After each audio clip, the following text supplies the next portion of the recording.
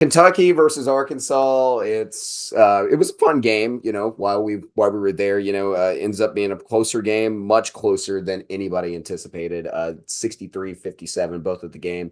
What were your thoughts? Actually, we're gonna talk about the game in a second, but let's go chronologically here. So this morning, I go to College Game Day, and you're in front of your television. I was watching College Game Day. They're saving. Hey, that's my Put clip on the friend. TV. But as I was watching College Game Day, scrolling through the ticket forums, found a $10 ticket. I said, "Fine, I'll go to the game. I can't pass it up for $10 because that's how I feel about Arkansas right now. I won't spend more than that to Yeah, go to a Razorback game because in my head, I was like, I don't want to buy a ticket that's astronomical to watch them lose by 30 points. yeah. It was about the track that I was going on this morning. I definitely understand that. So game day was awesome. I'll start there. Game day was great. Other than getting up and it's raining, it's freezing cold. At least college game day for basketball is inside a building. So For sure. unlike football where you're out in the cold the entire time. But it was a lot of fun. Jay Will's out there, like people are coming out to shoot free throws and he's giving them cash money while they're shooting if they can make a free throw. I thought that was pretty great. Then My you kind of guy. got a lot of energy. I appreciated everybody booing Jay Bilas. I had fun with that, or Jay Billis. Enjoyed that. Got to boo the Duke guys, especially when they're talking about court storming and the fans don't belong in the court. Phooey. Um, Best moment of college game day, though, besides just the fun and the atmosphere and things like that, and how much fun it is. Arkansas fans booed a baby. They booed a baby. Yeah, there were some Kentucky fans that came in from the general public. The Arkansas students got to sit front and center. But there were some Kentucky fans that came in from the general public and they brought their daughter dressed up as a Kentucky cheerleader. Can't even be a year old, holding her up and she's on the camera. Arkansas fans just boo this child. I'm just rolling. It was hysterical. Saw a lot of Kentucky fans also having fun with it. But game day, if you have not a chance if you've not had the chance when it comes to your school, definitely go check it out. It's a lot of fun. So Yeah, it looked like a blast. It definitely, I think, was something that the Arkansas fans were finally able to rally around to bring some momentum and some energy to Bud Walton. yeah, as bad as this season has gone, Arkansas did not embarrass themselves tonight.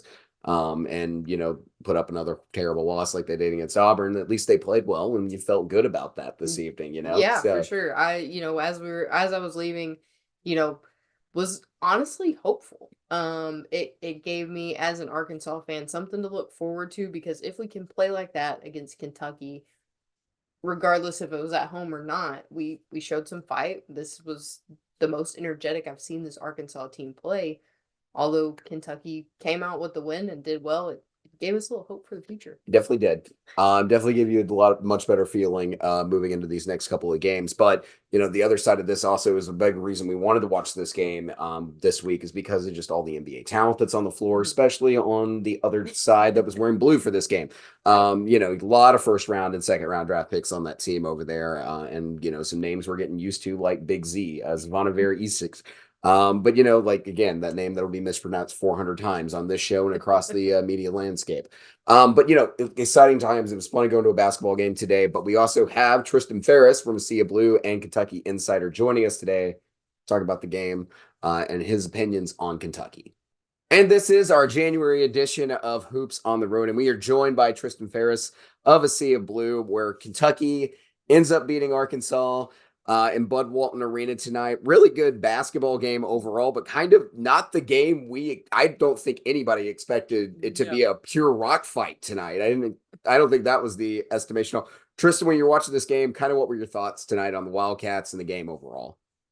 Overall, like you said, it was a rock fight. I don't think many people were expecting a defensive game from those two. Obviously, most of them like to play with pace, and Kentucky's put up 80 or more points in all but three of their games this year. So, um, but seeing them play that well defensively, I know Arkansas has not been great this season, but it was promising to see them play with some physicality and some toughness.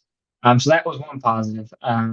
And then if you kind of take out the last 10 minutes of the game, Kentucky looked much better offensively. They shot, I think, 48% from the field, shot over 60% from three. So it was an up and down game, but I think one that Arkansas fans may see as a positive, just because they fought. I mean, they only lost by 6, but fought to the very end. And for Kentucky fans, I know a lot of people are going to focus on that offense, but defensively and the physicality they played with it is a positive sign after what happened earlier the week in South Carolina. Yeah, South Carolina, or not South Carolina, but yeah, Kentucky's defense has definitely been a concern over the last couple games. I started really getting pointed out during the Texas A&M game. Came to a full, everybody noticed it on full display after South Carolina. What kind of adjustments did you see from Cal tonight that you think made the defense a little bit more effective for the Wildcats? So breaking down the defense the last few games, it's really hard to pinpoint the concerns just because it's not particularly just one player making a mistake. It's a lot of miscommunication. There was a play against South Carolina where Rob Dillingham called out a switch and then didn't switch and gave up a wide open layup. So the main thing is just communication and just youth. To be honest with you, I know that's an excuse that Calgary uses along for most of the season, but it's February. You can't. At some point, those issues got to be corrected, and I think tonight you kind of seen that, especially in the pick and roll. I think that's a big reason Big Z didn't play a lot. Because he just kind of got abused in the pick and roll with Mitchell Johnson and Talon Cooper last game. So, but definitely just better communication and honestly just more fight. You've seen more urgency in the defense, and that's kind of what defense is. You got to play desperate, play with more urgency. Sometimes it's not just the most athletic, and Kentucky's got the athleticism to play really good defense, and that's why it's been so frustrating this season. But definitely just the communication was a lot better today and the urgency. Yeah, for sure. Yeah, Maddie? definitely. I was just gonna say, noticed a lot in this game. Their transition defense was a lot better than it has been. There were a couple of breaks where Arkansas could have gotten a couple of wide open shots, but they hustled back, did really well. Did you notice much of a difference on that transition D and how they may have changed that from their last few games? Yeah, it kind. This isn't the Oscar Tshiebwe team where they always crash the offensive boards. And so if you've seen tonight, Kentucky, I think they had 8 offensive rebounds, and Aduthiero had 3 of them, and that's just because of his physicality and his will. But Kentucky didn't really crash the offensive boards just because they were in the scouting report. It was clear they were trying to get back on you guys against Arkansas just to stop that break. And I get some of those fast-paced teams that want to get an outrun transition. That may be what they do. Especially because they've not been a great rebounding team for much of this year either. Even though they got 3 7-footers, they've gotten better. But I think that may be an adjustment they make too, just depending on the matchup. Yeah, for sure. So, I mean, obviously, you talked about those last 10 minutes tonight. Arkansas, leads for most of the game until that, for the first 30 minutes or so. And then we get to that last 10-minute stretch of the game. And really, the heroes tonight that I kind of pointed out for Kentucky were Antonio Reeves, and then Reed Shepherd's performances were both outstanding. And then Trey Mitchell a little bit sprinkled in, especially around the 3 late in the game. Just really, what were your thoughts on them, and really how this Kentucky team has matured to close out a difficult ball game? And what's honestly, it wasn't the worst or the craziest I've ever seen Bud Walton, but it was still good for what the situation is at Arkansas right now. Really good. Yeah, the 3 players you highlighted are probably the most mature players, not just in Kentucky. They're probably 3 of the most mature players in college basketball. Obviously, Antonio Reeves and Trey Mitchell, 5th-year seniors, but Reed Shepherd, just a freshman, has probably the best basketball IQ I've seen out of an undergraduate player in my lifetime, which I'm only 25 years old, almost 26, so it's not been long. But it's just kind of crazy. But I wish Antonio Reeves could play at Bud Walton Arena every game. But because he loves playing there. Loves Fayetteville.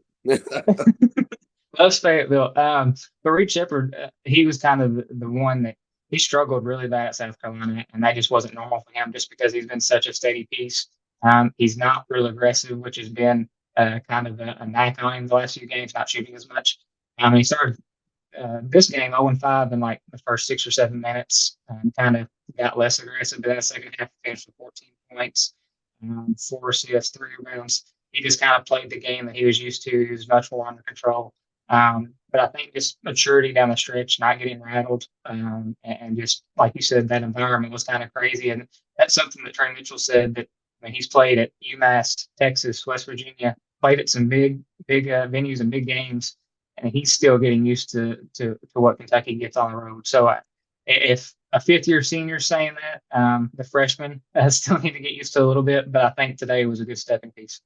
Yeah, Bud Walton is whenever Kentucky comes to town is that's normally one of your top 5 craziest games of the year that at Bud Walton there. So yeah, no, you mentioned Reed Shepherd. He also led that game in steals tonight, and there were a couple of times that was the defensive difference. I felt like at times in this game where he was put on L. Ellis and got a steal. I remember the breakaway play was probably the breakaway dunk that he had off that steal was probably the game changer really for Kentucky.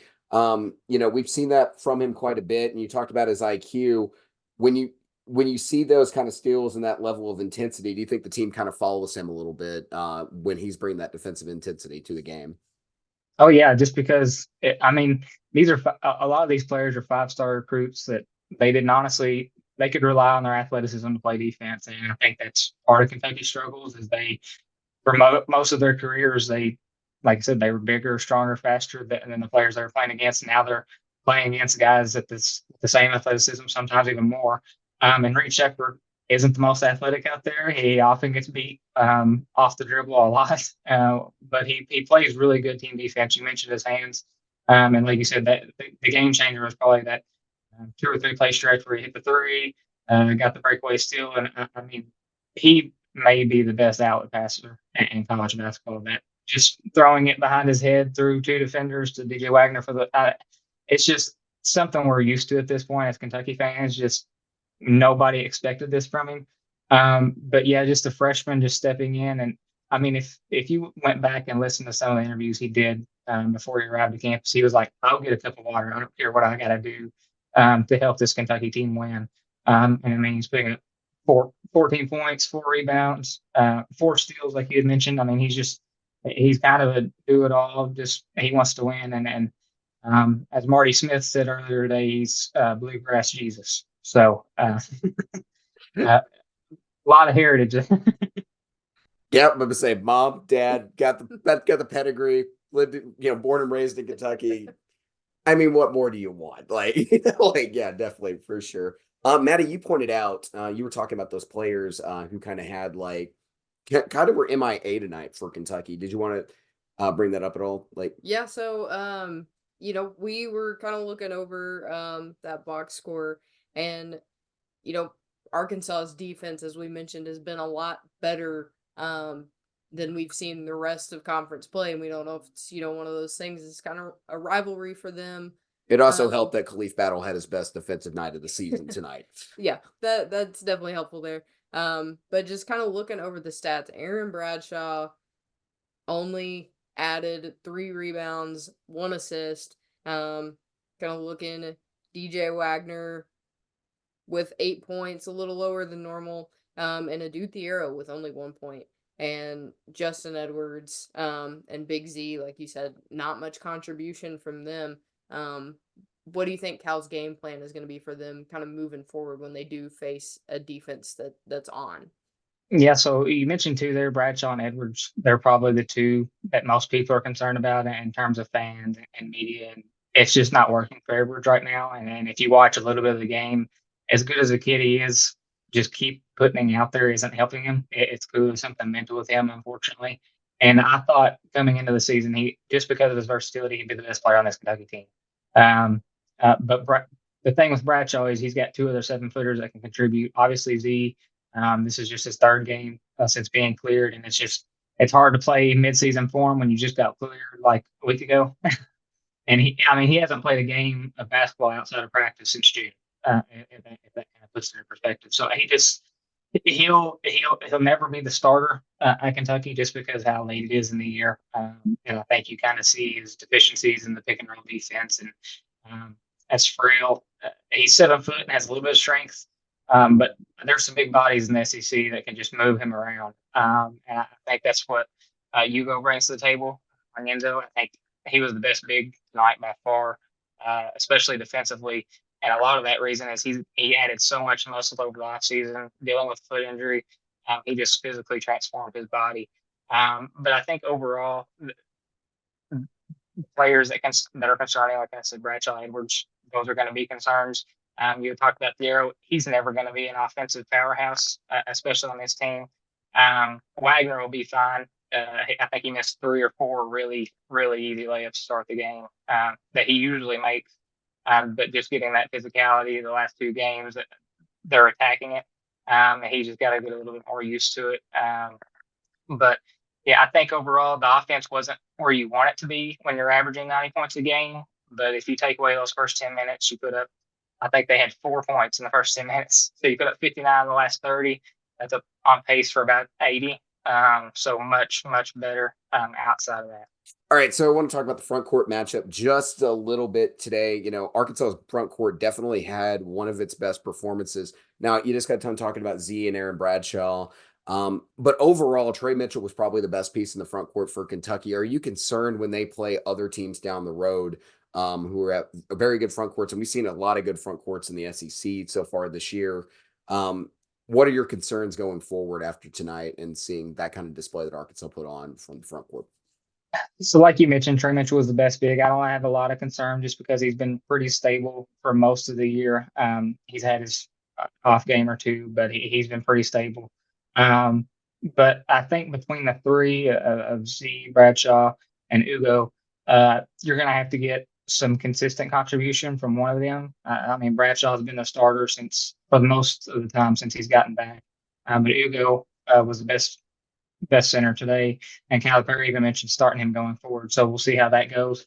But it's definitely going to be between one of them two. I could see Ivisic, is how you say his last name, maybe later into February and something. But like I said, he's just got to get up to speed. Playing European basketball, club basketball,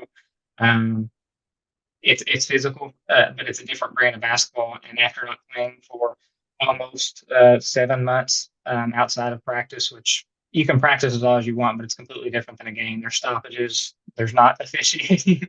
It's just a little bit different, but he'll get up to speed. But yeah, the front court definitely has to add something, and I think that's part of why Kentucky struggled here in the last few games. Is they've kind of focused on the guards, and even against South Carolina, Calipari after the fact was like, I wish we'd have thrown the ball into Trey Mitchell a little bit more, getting into Ugo, and just because you're going to have to score in different ways. You can't always rely on the 3.